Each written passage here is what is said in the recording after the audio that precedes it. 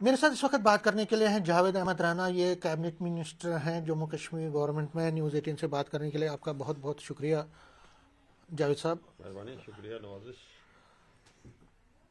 पहला सवाल मेरा यही रहेगा कि सईद आगा रोहुल्ला साहब, उन्होंने कल ट्विटर पे एक बयान जारी किया। उन्होंने वार्निंग दी है कि वो जो अगली संडे है, जो आने वाली संडे है, वहाँ उसी मुकाम पे मीन्स की सीएम रेजिडेंस के सामने दोबारा से प्रोटेस्ट कर सकते हैं, करेंगे रिजर्वेशन इशू पे।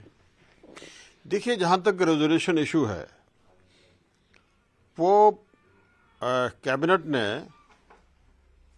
तमाम स्टेक होल्डर्स को सुन के उस पर अपनी हतमी मोहर लगा दी है और वो हमने ऑनरेबल एलजी साहब को भेज दिया है। अब ऑनरेबल एलजी साहब जो हैं वो उसमें कितना टाइम लगाते हैं, कब वो फाइल वापस करते हैं और उसको हतमी शक्ल देते हैं, ये अप टू ऑनरेबल एलजी साहब। जहाँ तक आप चैलेंज की बात करते हैं, मैं किसी का रेफरेंस तो नहीं दूंगा, लेकिन मैं इतना कहूंगा क्या पिद्दी का शोरबा। किसको चैलेंज कर रहे हैं आप लोग और बैठे कहाँ हैं? आप मेरे घर में बैठ के मुझे चैलेंज नहीं कर सकते। आप में इखलाकी जरूरत ही नहीं होगी कि मेरी चेयर पे बैठे हुए हैं, आप चैलेंज करेंगे मुझे। नान नफका आपको मेरे घर से मिल रहा है, आप मुझे चैलेंज करेंगे? करिए जरा चैलेंज। तो जहां तक रिजर्वेशन का तल्लुक है, लोगों की जो हमारे जनरल कैटेगरीज के हमारे लोग थे और कैटेगरीज के लोग थे, सबको अपनी अपनी जगह एक तशवीश थी। हमने तमाम स्टेक होल्डर्स को सुन के और उसके मुताबिक कैबिनेट सब कमेटी ने कैबिनेट को एक रिपोर्ट सबमिट की है और उसके मुताबिक हमने एलजी साहब को भेज दिया। देखिए, आपने अपनी बात कही और आपने कहा कि आपने अपना काम किया, और मुझे लगता है कि एक महीने पहले वो जो कैबिनेट हुई थी उसमें रिजर्वेशन पे आपने अपना पक्ष दे दिया है। एलजी के पास फाइल है, लेकिन कहीं ना कहीं वो ये कह रहे हैं कि देखिए, उनका जो कहने का मतलब है कि रिजर्वेशन पे कोई फॉरवर्ड मूवमेंट नहीं हो रहा। हो सकता है कि उनको भी ये पता होगा कि एलजी के पास फाइल है। क्या आपको लगता है कि क्या वो जल्दबाजी में कर रहे हैं ये चीज? देखिए, मैं आपको यह बात बताऊं कि ये रूह अल्लाह का इशू नहीं है और आप मीडिया वाले खामखा एक बेजान चीज में जान डाल रहे हैं। रूह अल्लाह कोई तूफान नहीं है। रूह अल्लाह हमारी एक तंजीम में था, अभी तंजीम के मैंडेट पे वो काम कर रहा है। उसको अखलाकी तौर पे अगर तंजीम की पॉलिसी के खिलाफ अगर वो बोल रहा है, बात कर रहा है, तो उसको पहले तंजीम से मुस्तफ़ा होना चाहिए। उसको तंजीम को छोड़ना चाहिए, फिर आए मुकाबला करे, चैलेंज करे, वो बात बनती है। ये अखलाक से गिरी हुई बातें हैं। दूसरी बात ये कि रिजर्वेशन का आप रूह अल्लाह को रिजर्वेशन का हीरो कहाँ बना रहे हैं? ये जनरल लोगों का इशू है। इसमें जनरल कैटेगरीज के लोग हैं और कैटेगरीज के लोग हैं जिन सबको नेशनल कॉन्फ्रेंस को रिप्रेजेंट करती है। नेशनल कॉन्फ्रेंस के पास मैंडेट सब लोगों का है। वहां जनरल कैटेगरी के लोगों का भी मैंडेट है, कैटेगरीज के लोगों का भी मैंडेट है, scheduled caste, scheduled tribe, ST1, ST2, OBC, RBA वगैरह वगैरह, ALC और जितने भी कैटेगरीज हैं। आप मीडिया के लोग जो हैं वो खामखा एक मुझे लगता है कि एक बेजान चीज में जान डालने की कोशिश कर रहे हैं। वो जान कभी नहीं, बेजान चीज में जान कभी डाल नहीं सकती। नहीं, लेकिन आप सही कह रहे हैं कि वो उनका मसला नहीं है, लेकिन जिस तरह से वो प्रोटेस्ट करो, और वो कहते हैं कि पिछले साल जब मैंने जहां पे मैंने प्रोटेस्ट किया था, मैं अब वहीं पे देखिए, प्रोटेस्ट अब करूंगा। कोई नाकदाना बात करे, अपने कद से ऊपर बात करे, तो हम उसका जवाब क्या देंगे? खुद ही हालात जवाब दे देंगे उसको, वो दे रहे हैं। आपने ये कहा कि उनको रिजाइन देना चाहिए, आप मतलब एक बड़ी बात देखिए, है। अखलाकी तौर पे उनको एक मैंडेट पे और विप के खिलाफ नहीं जाना चाहिए। अगर उनमें अखलाकी जरूरत है तो करें रिजाइन। अगर नेशनल कॉन्फ्रेंस की प्रोग्राम पॉलिसी के खिलाफ उनको लगता है कि वो इनको पसंद नहीं करते, तो वो क्या करते हैं नेशनल कॉन्फ्रेंस में बैठ के? अखलाक, वो पढ़े लिखे आदमी है, मैं ये मानता हूं, लेकिन उनको उनको अखलाकी तौर पे उनको अखलाक उनको इजाजत कैसे दे रहा है?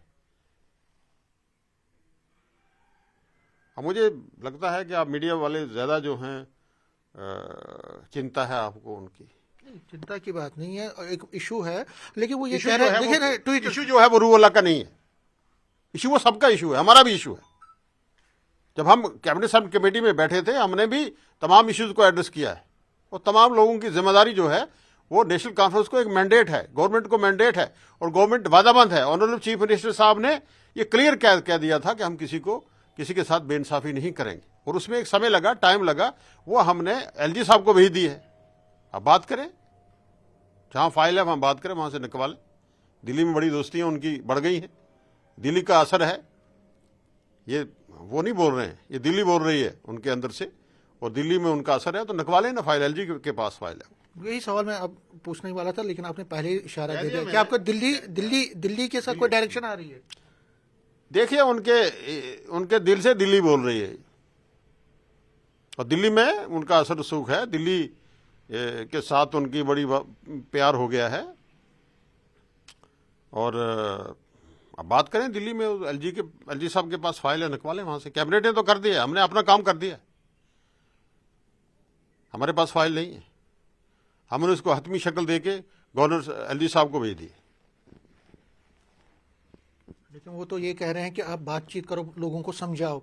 स्टूडेंट्स जो हैं, जो रेस्टलेस हैं, स्टूडेंट्स कौन से कह रहा है? वो राहुल कह रहे हैं कि रूह अल्लाह उनसे कौन बात है? करो। रूह अल्लाह कौन है ये बात कहने वाला? रूह अल्लाह किसको डायरेक्शन दे रहा है? बात हम कर रहे हैं, सरकार बात कर रही है, सरकार के नुमाइंदे हैं, यहाँ कैबिनेट है, यहाँ लोगों के चुने हुए नुमाइंदा है। रूह अल्लाह कौन है डायरेक्शन देने वाला? लेकिन आपने जो रोहला की अगर मैं बात करूं, तो पड़गाम जब इलेक्शन हुए थे उसमें भी उन्होंने कैंपेनिंग नहीं की, आपको उसका नुकसान हुआ, तो आप वहां से हार गए। क्या लगता है आपको कि जो ये उनकी तरफ से जो एक ब्लैकमेलिंग हो रही है, ब्लैकमेलिंग हो रही है? मीडिया को ये कहूंगा कि आप बेजान चीज में जान डालने की कोशिश कर रहे हैं, जिसमें आप टोटली अभी तक तो कामयाब नहीं हुए, आगे भी नहीं होंगे, नंबर 1।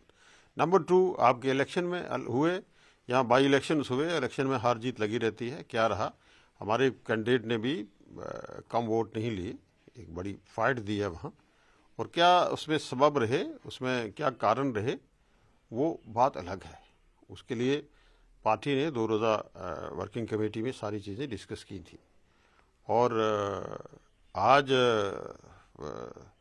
इस वक्त जो है वो जो इश्यूज़ हैं उनको जम्मू कश्मीर नेशनल कॉन्फ्रेंस और जो सरकार जम्मू कश्मीर में वरूदुल्ला साहब की क़यादत में चल रही है, वो सब लोगों के इश्यूज जो हैं एड्रेस करने की वादाबंद भी है, और हम कर भी रहे।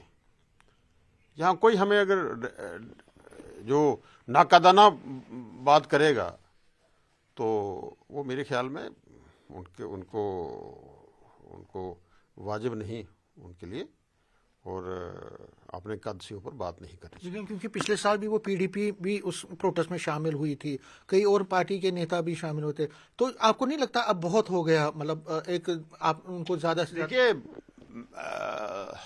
मुझे नहीं लगता कि आप कहाँ जाके आपकी सुई अटक गई है, उससे बाहर निकलें, ज़रा उस तंग दायरे से आप बाहर निकलें, और एलजी साहब के पास आप तशरीफ ले जाएं, वहाँ अपॉइंटमेंट ले लें, और उनसे ये पूछें कि फाइल जो है आपके पास यहाँ क्यों पड़ी हुई है, इतना बड़ा जम्मू कश्मीर का एक इशू है, वो वहाँ क्यों पड़ा हुआ है। आज ही वो दूसरी बातें करने लगे हैं कि जहाँ जी अगर किसी को काटा गया, किसी को कम किया गया, तो हम प्रोटेस्ट करेंगे। ये भी तो वही लोग कह रहे हैं, भाई आप ना काटने में भी आप प्रोटेस्ट करेंगे, आप इक्वल शेयर देने में भी आप प्रोटेस्ट करेंगे, और सारी चीज़ें आपको प्रोटेस्ट ही आपकी नज़र में आता है।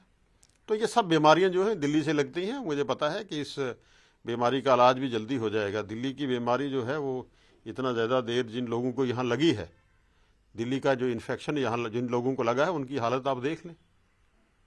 मतलब वो भी इसी राह पे चल रहे हैं। अब इससे ज़्यादा मैं क्या कहूँगा, आप भी तो उसी राह पे चल रहे हैं।